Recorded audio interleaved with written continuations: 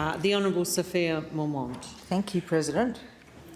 So, last week, sexism came up quite a few times in this chamber. I've certainly experienced it in this role, being spoken over, being ignored, being lied to, being excluded, being almost invisible in my own office, having threats of blackmail made against me, and having to pay for lawyers because of that. It's been quite the ride, I have to say.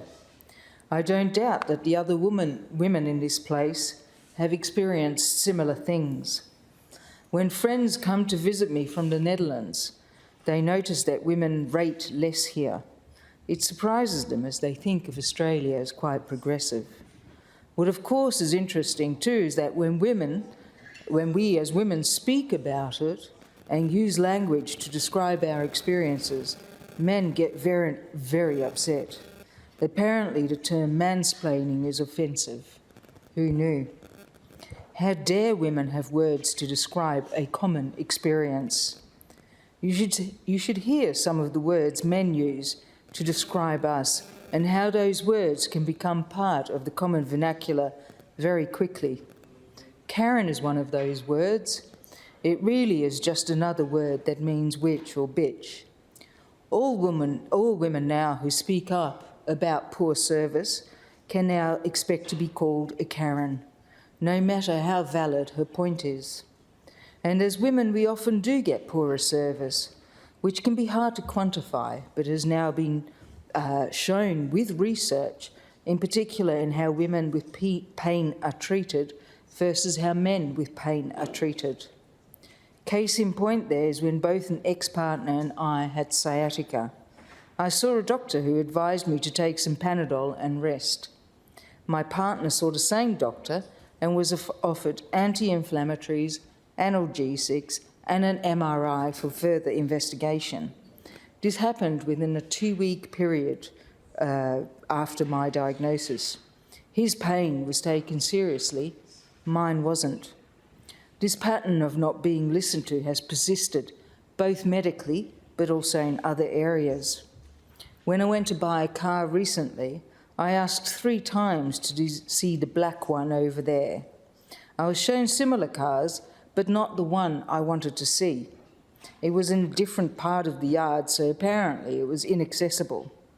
No specific explanation. I left after I asked the 3rd time because there was absolutely no point in continuing the conversation. These things happen to women all the time. So when a woman here points out when she's being mansplained to, I believe her. It takes a while for us to catch on when it happens, but once we see it, we cannot unsee it. Whilst you as a man may not understand the strong response you receive in return, know that your comment is one of many, many comments.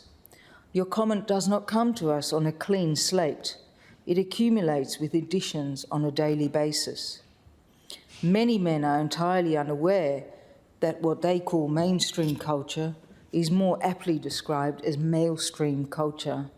As women, we have our own culture, our own language, and the common experiences of being seen as lesser, as dumber, and more offensively as commodities that can be sold and exploited for our sexual and reproductive functions.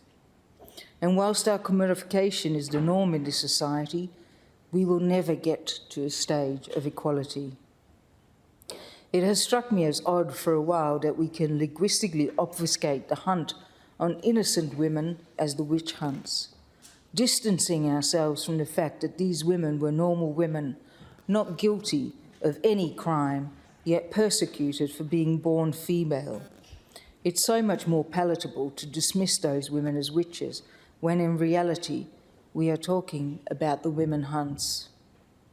When women describe their experiences, I believe them.